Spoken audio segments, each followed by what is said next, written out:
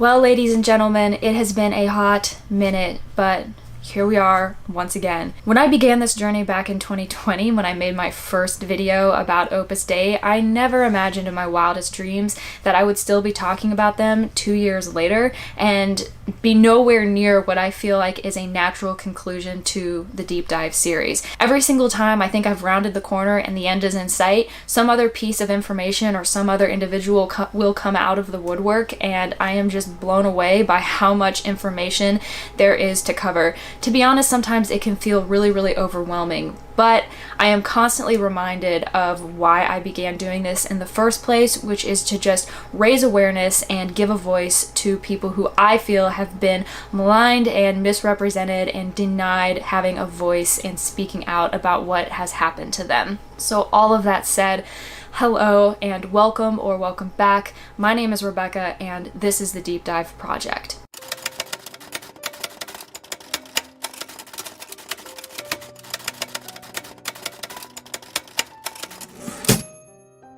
Obviously, some things have changed since my last video, which was all about Opus Dei's involvement in something known as Operation Gladio. And if you haven't seen that, I really think you should go back and check it out. It's a really good history lesson about a period in world history that I think more people should be familiar with. But when I posted that video, it was over on my main channel. And since then, I've basically split my content in two because I realized there was a lot of dissonance between my lighter-hearted vlog style content that I love to do and this heavier deep dive style content that I feel really passionate about. And so in order to streamline things and keep things simple, I decided to move the deep dive content about this particular topic and any future topics I decide to cover over here to this channel, and going forward this is where everything will live. But that's why if you go back and watch the earlier videos, it still has my intro and my handle for my main channel. I know that can be a little bit confusing, but in the interest of just keeping everything simple and clean, I really felt like moving everything over here was the right move. Now, all of that said, since it has been so long since I dove into the twisted world of the Opus Dei cult, and yes, I say that without reservation or misgivings. You can check out my video on Opus Dei and the bite model if you want to understand why I say that. I thought we would take some time to catch up on the work and see what they've been up to lately. Shortly after I began researching Opus Dei, I created a Google alert for keywords related to the organization. And it depends on the week, but generally I get about a half a dozen hits delivered to my inbox. Not all of it is worth taking a second look at. To be honest, most of them are complimentary articles written about Opus Dei by Opus Dei, and it's quite a bit of an echo chamber effect, but every once in a while I get a gem that I might have otherwise missed. So in this video, we are going to talk about how Opus Dei has been represented in the press within the last several months to year, and what I think can be deduced from that. So buckle up and hold on because it's a pretty interesting ride.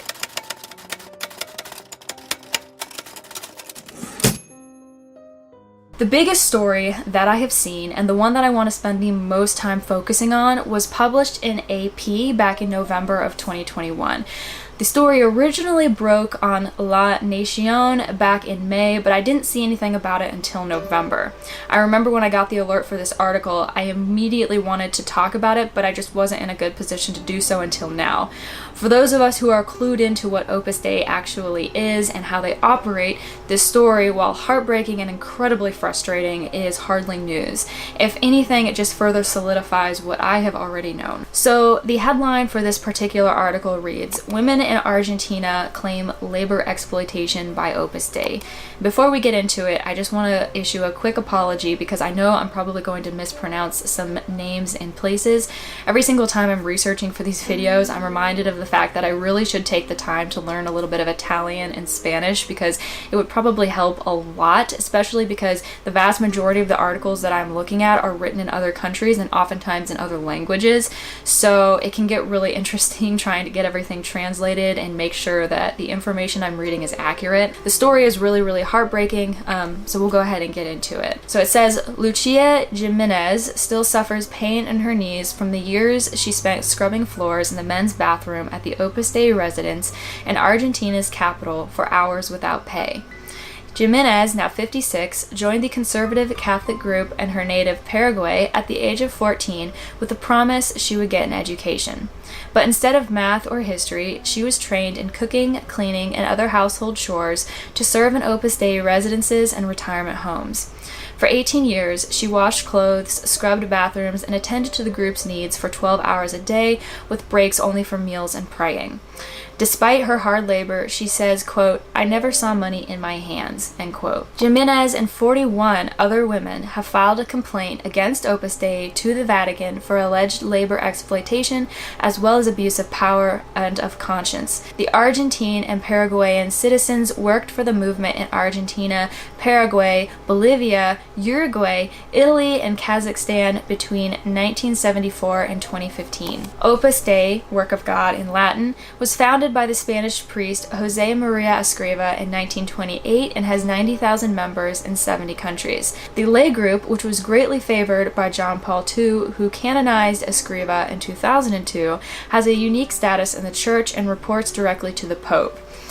Most members are laymen and women with secular jobs and families who strive to sanctify ordinary life. Other members are priests or celibate lay people. The complaint alleges the women, often minors at the time, labored under manifestly illegal conditions that included working without pay for 12 hours plus without breaks except for food or prayer, no registration in the social security system, and other violations of basic rights. The women are demanding financial reparations from Opus Dei and that it acknowledges the abuses and apologizes to them, as well as the punishment of those responsible. Quote, "I was sick of the pain in my knees, of getting down on my knees to do the showers," end quote, Jimenez told the Associated Press. "They don't give you time to think, to criticize, and say that you don't like it. You have to endure because you have to surrender totally to God." In a statement to the AP, Opus Dei said that it had not been notified of the complaint to the Vatican, but has been in contact with the women's legal representatives to, quote, "listen to the problems and find a solution," end quote. The women in the complaint have one thing in common: humble origins. They were recruited and separated from their families between the ages of 12 and 16. In some cases, like Jimenez's, they were taken to Opus Dei centers in another country, circumventing immigration controls. They claim that Opus Dei priests and other members exercised coercion of conscience on the women to pressure them to serve and to frighten them with spiritual evils if they didn't comply with the supposed will of God. They also controlled their relations with the outside world. Most of the women asked to leave as the physical and psychological demands became intolerable, but when they finally did, they were left without any money. Many also said they needed psychological treatment after leaving Opus Dei. The hierarchy of Opus Dei is aware of these practices, said Sebastian Saul, the women's lawyer. It is an internal policy of Opus Dei. The search for these women is conducted the same way throughout the world. It is something institutional. The women's complaint, filed in September with the Vatican Congregation for the Doctrine of the Faith, also points to dozens of priests affiliated with Opus Dei for their alleged intervention, participation, and knowledge in the denounced events. The allegations in the complaint are similar to those made by members of another conservative Catholic organization also favored by John Paul II, the Legion of Christ. The Legion recruited young women to become consecrated members of its lay branch, Regnum Christi, to work in Legion-run schools and other projects. Those women alleged spiritual and psychological abuse, of being separated from family and being told their discomfort was God's will, and that abandoning their vocation would be tantamount to abandoning God. Pope Francis has been cracking down on 20th century religious movements after several religious orders and lay groups were accused of sexual and other abuses by their leaders. Opus Dei has so far avoided much of the recent controversy, though there have been cases of individual priests accused of misconduct. We do not have any official notification from the Vatican about the existence of a complaint of this type. Josefina Madriaga, director of Opus Dei's press office in Argentina, told the AP. She said the women's lawyer informed the group last year of their complaints about the lack of contributions to Argentina's social security system. If there is a traumatic experience or one that has left them with a wound, we want to honestly listen to them, understand what happened, and from there correct what has to be corrected, she said. She added that all the people currently working on site are paid, adding that some 80 women currently work for Opus Dei in Argentina. However, she said, quote, "In the 60s, 70s, 80s, and 90s, society as a whole dealt with these issues in a more informal or family way. Opus Dei has made the necessary changes and modifications to accompany the law in force today," end quote. Beatriz Delgado, who worked for Opus Dei for 23 years in Argentina and Uruguay, said she was told that, quote, "I had to give my salary to the director and that everyone gave it. It was part of giving to God," end quote. "They convince you with the vocation with God calls you, God asks this of you, you cannot feel God. They hooked me with that," she said. So far, the Vatican has not ruled on the complaint, and it's not clear if it will. A Vatican spokesperson did not immediately respond to a request for information. If there is no response, the women's legal representatives say they will initiate criminal proceedings for human trafficking, reduction to servitude, awareness control, and illegitimate deprivation of liberty against Opus Dei in Argentina and other countries the women worked in. Argentine law sanctions human trafficking with prison sentences of 4 to 15 years. The statute of limitations is 12 years after the alleged crime ceases. They say, "We're going to help poor people, but it's a lie. They don't help, they keep the money for themselves," Jimenez said. "It is very important to achieve some justice." So, there is a lot to unpack in this one article, but there are a few things that stood out to me. First and foremost, there is the idea that anything negative that may have allegedly occurred happened in some far distant past. Remember that Madriaga admitted labor abuse happened, but only in the far gone 60s, 70s, 80s, and 90s, even though the article states early on that the 41 women filing the complaint worked for Opus Dei up until 2015, which wasn't that long ago at all. This is something I've noticed organizations will do in an attempt to downplay the severity of whatever they are dealing with, and it's not exclusive to religious organizations. Either they will try to imply that anything bad that has happened was in the far distant past and everything is better now, or they will suggest that even if current events aren't pretty, they have a history of being a force for good, so how bad can they really be? The second thing I noticed was how this story perfectly illustrates the psychological, spiritual, and emotional manipulation groups like Opus Dei employ to keep its members in line. This is something that we have talked about many, many times. It's a very common theme, and it continues to be true throughout every single story that I read. Secrecy, denial, and gaslighting are staples of a cult with a vested interest in keeping rigid control over its members. And any resistance is quickly dispelled with using the will of God as a catch-all. Of course, every organization, group, or even nation, if it withstands the test of time, is bound to collect some unfortunate stories over time. But if history has taught us anything, it should be that running from and denying the past is a quick road to nowhere. Yet Opus Dei seems committed to a deny, dog whistle, and redirect methodology that has frustratingly continued to work well for them. I think that it just goes to show how successful their damage control measures are. Since the AP article was published in November, there has been nothing but crickets. The situation got some brief notice in an article published in La Capitale titled "The Pope Made Reforms That Do Not Satisfy and Blur Opus Dei," stating that, quote, "The women who sued continue to wait not only for Opus Dei to ask for their forgiveness, but also for financial reparation at the time of their old age and after having worked for years without salaries or contributions," end quote. Who knows if the women will ever see a dime for their years in Opus Dei's servitude? I probably won't hold my breath.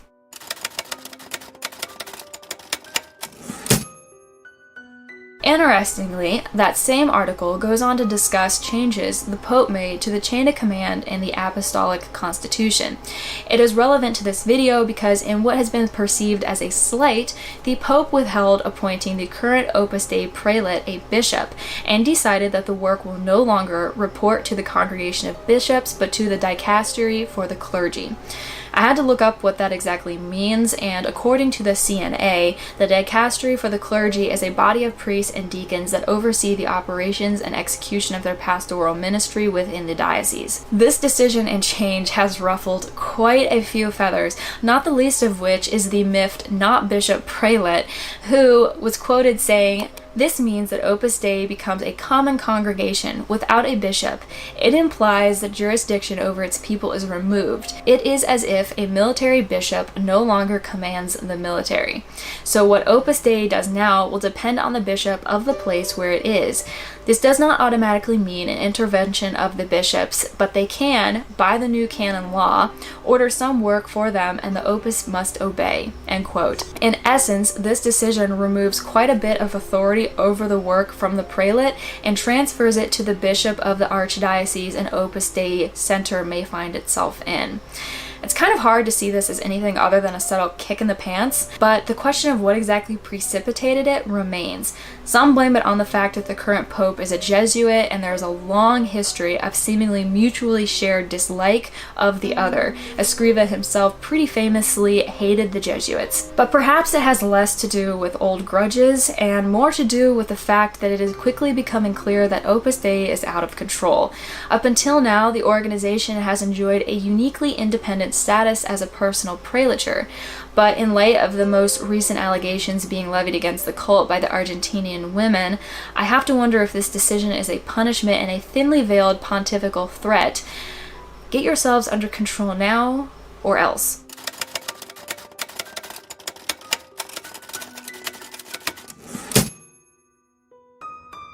These changes come on the heels of headlines such as Spain's church seeks to add credence to inquiry of alleged child abuse 1 month, and then Spanish bishops say they won't participate in national clerical abuse inquiry the following month, which is more than enough to give anyone a bit of whiplash. And I don't think any of us would really be that surprised to find Opus Dei in the midst of it all. In February of this year, Reuters reported that Spain's Catholic Church was seeking to give more credence to an investigation into the alleged sexual abuse of minors, indicating at the time that they were eager to allow any victims to have representation and a day in court. According to the article, Spanish prosecutors were investigating 68 cases, but El País newspaper reportedly found 1,200 cases reported between 1943 and 2018. In any case, at that time, the Bishops' Conference seemed intent on pursuing justice, at least for those 68.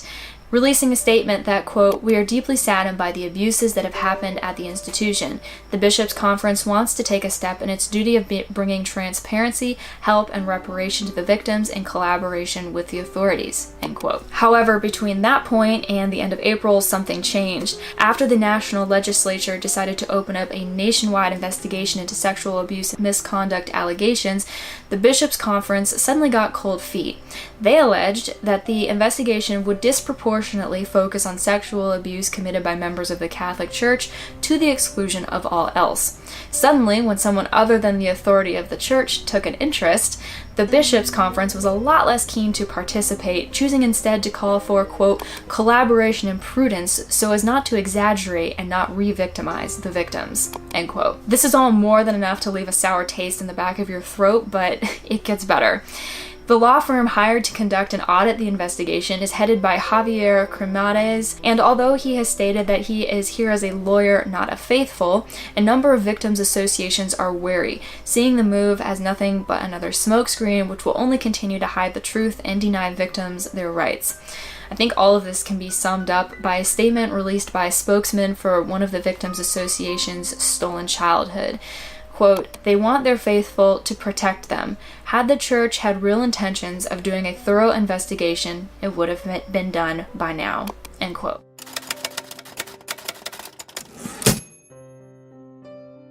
Now, I want to go on record and state that I'm not necessarily accusing Opus Dei, or the Catholic Church for that matter, of having a vested interest in keeping the sins of the past tightly under wraps. But while the situation in Argentina and Spain play out across the globe, the Filipino Church is having its own open mouth insert foot moment with an Opus Dei undercurrent.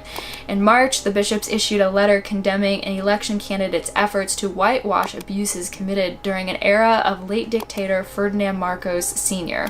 They did so on the anniversary of the People Power Revolution, also known as the EDSA Revolution, which commemorates a series of demonstrations in the 80s which were organized to protest regime violence and electoral fraud.